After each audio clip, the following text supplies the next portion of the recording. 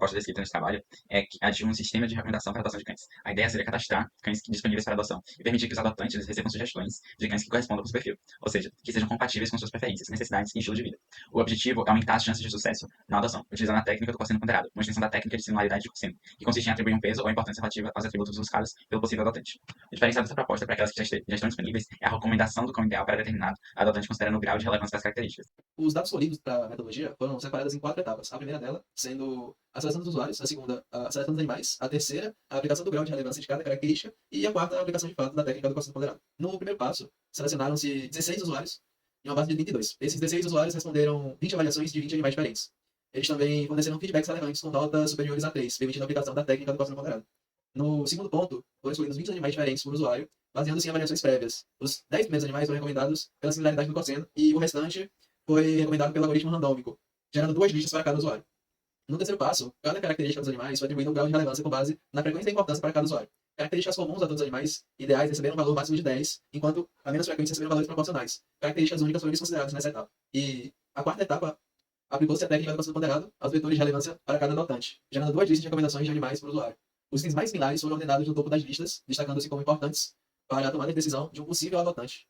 De adotantes, foram escolhidos 16 adotantes que haviam avaliado pelo menos 20 animais diferentes, com notas altas. Notas altas significa acima de 3. Acima de 3 dentro de uma métrica que foi utilizada entre 1 a 5, no caso, 1 a 5 estrelas. Então, os adotantes que avaliaram com mais de 3 estrelas, em pelo menos 3 características, foram selecionados. Essa seleção permitiu identificar adotantes com perfis mais definidos e que poderiam definir e fornecer dados mais consistentes para análise.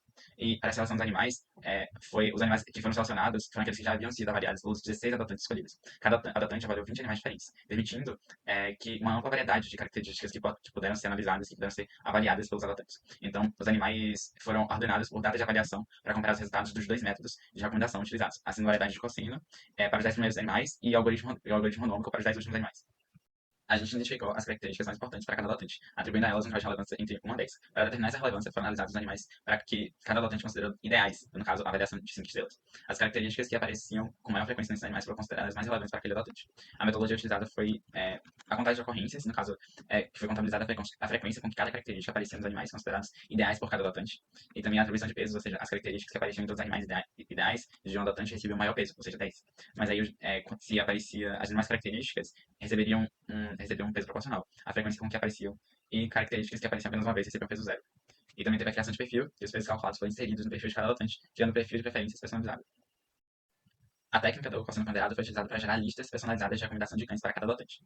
Como funciona? O cálculo da similaridade. O algoritmo compara o perfil de cada adotante, com as características e seus respectivos pesos, com o do perfil de cada cão. Essa comparação é feita utilizando a equação de quociente, que mede a similaridade entre dois valores. A geração de lista de recomendação, os cães são ordenados em uma lista, do mais similar ao menos similar, ao perfil ao perfil do adotante. Né? Em relação aos experimentos, foram realizados 2 tipos de experimentos. O experimento 1, em que foram utilizados 10 cães recomendados inicialmente pelo algoritmo de similaridade do cosseno, em seguida, a técnica do cosseno ponderado. Foi aplicada novamente a esses 10 cães para gerar uma nova lista de recomendação, refinando os resultados. E aí, no experimento 2, o mesmo procedimento do experimento 1 foi realizado, mas utilizando 10 cães que foram escolhidos aleatoriamente, ou seja, que foram utilizado o algoritmo randômico. Observando agora a comparação entre o algoritmo randômico e o quociente ponderado, vemos que na métrica MAP, essa diferença é de 0,52 para 0,67 na posição 3, na posição 5 é de 0,44 para 0,61, a maior qualidade que a gente teve até agora. E na métrica MRR, a qualidade é bem pouca, na posição 3 e na posição 5. O algoritmo randômico pontuando 0,78 e a técnica do quociente ponderado pontuando 0,81.